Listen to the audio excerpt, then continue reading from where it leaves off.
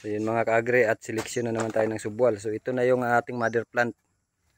So ibig sabihin mother plant mga kaagre, purpose talaga ay subwal lang. So ito yung mga inalagaan natin, dinidepinsaan natin sa mga sakit. So maraming nagtatanong, nagtataka. So maraming question. So maraming salamat. So iba kasi ang purpose nito mga kaagre. Mother plant. So ibig sabihin pinagkukunan lang natin ng subwal. So ang purpose. So yung matitirang isa, yung tinutukuran natin, talagang mag-iwan tayo ng isa para hindi naman sabay-sabay tutubo yung subwal. So pabungahin na rin natin. Pabungahin na rin natin yung isang natutuloy. So ang pinaka-purpose talaga natin ay yung mag-produce yan ng subwal. So dun sa mga plantation natin na dito galing yung mga subwal, yun yung hindi natin ginanito yung pamaraan. So maraming nagtataka bakit lumitaw. So dahil nga ang purpose natin dito mga kaagre ay mother plant. So ibig sabihin mother plant, nagpo-produce tayo rito ng mga subwal lang. Subwal lang yung ating main purpose dito. So marami kasing nagsasabi na hindi dapat ganyan, hindi dapat. So paraan po natin to para may pagkukunan tayo ng sariling binhi. Sariling binhi. So itong natutuloy, bonus na to. Kasi hindi naman natin pwedeng walang maiwan. Kasi yung pagka nag-iwan tayo pagka wala tayong iniwan na mother plant, sasabay tutubo yang sa baba. So sabay-sabay. So hindi rin natin maagad yung pagkukuha kasi nga sabay-sabay. Ito kasi pasulpot-sulpot. So habang magbubunga to, magbubunga din naman to. So depende na lang doon sa ating mga ginagawa. So palagi tayong nagbibigay ng pulyar dito at saka yung abono. So ayan, palagi kami nag-harvest dito ng subwal every week. Every week harvest namin. Yung pwede nang kunin, kinukuha namin. So inuulit ko mga kaagre, for subwal or mother plant natin, dito tayo kumukuha ng subwal. Kasi nga dito monitor natin na wala tayong nakikitang present ng sakit. So kagaya nitong isa mga kaagre, naharbisan lahat ng subwal. Ito, iiwan na naman natin to. Ito na naman yung magiging mother niya sa susunod. So hindi tayo mauubusan ng subwal. Ang pinaka-importante dyan mga kaagre ay ligtas tayo sa ating tinatanim. So yun ang pinaka-main purpose natin. Kaya dito na area lang talaga tayo kumukuha ng mga binhi na ililipat natin. Yan o, nakalitaw na.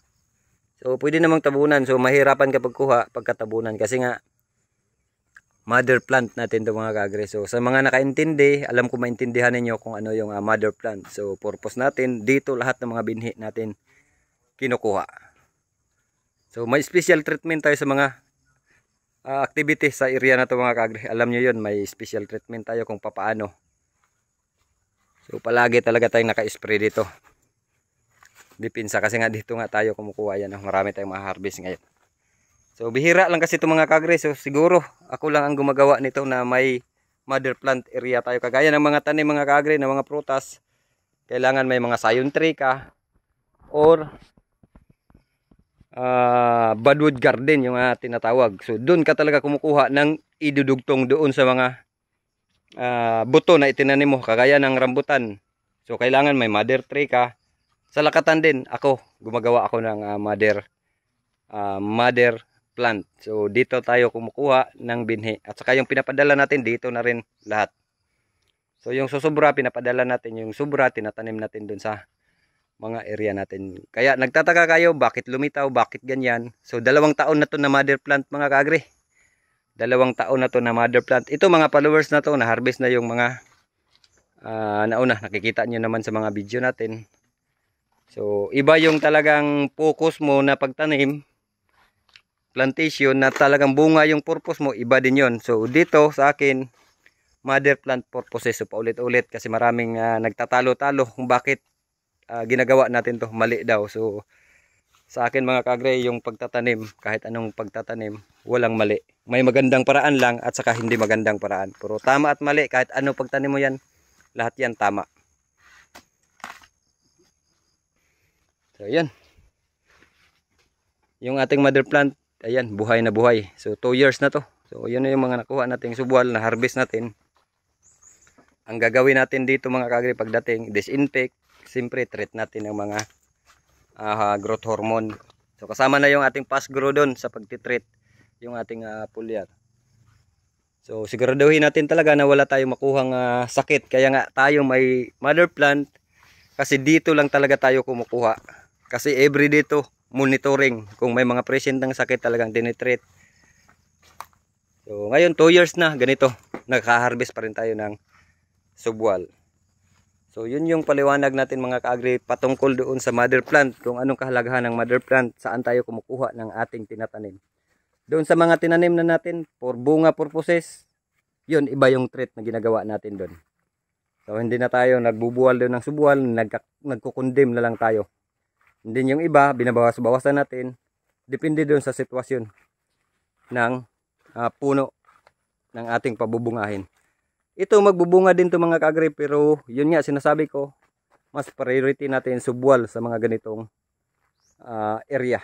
Kasi nga nakikita natin yung potential at saka yung walang present ng sakit. So yun, sana maintindihan ng mga karamihan na hindi masyadong nakakaintindi. Oo, alam ko lawakan na natin yung pag-iisip natin tungkol kikita tayo rito sa ganitong pamamaraan. So sa akin, tested na ako. Ayan, ang daming subwal na makukuha natin doon. So yun yung paliwanag natin mga ka-agri. Sana maunawaan ng iba na palaging nagtatanong bakit ginagawa, bakit iba. So yun nga, at napaliwanag ko at ipapaliwanag pa natin ulit sa mga susunod nating mga video mga ka-agri. So ganun lang kasimple talaga. Kailangan lang nating mag-adjust kung ano yung mga dapat nating gawin para tayo ma-improve. Sa 600 na puno nito mga ka-agri, dati nagsimula tayo, ngayon nakatanim na tayo ng 15,000 galing dito lahat. At saka nakapagpadala na tayo ng marami-rami na rin sa ating mga followers. So alam na alam nyo yan sa unang video natin. Dito pa lang sa pagtatanim natin itong area na to. Ang iba nga siguro nakapagbunga na yung mga unang pinadalhan natin. So ang alam ko nakapagpabunga na kayo kasi almost 2 years na tayo rito sa ganitong sistema dito sa pag-uwi natin ng Mindanao. Nung nag-umpisa ako rito, marami na rin nag-umpisa, ginagamit yung ating mga kapamaraanan. So yun sa muli mga ka-agri. At maraming salamat uli sa pagtutok ng ating mga video. Mabuhay tayong mga farmers.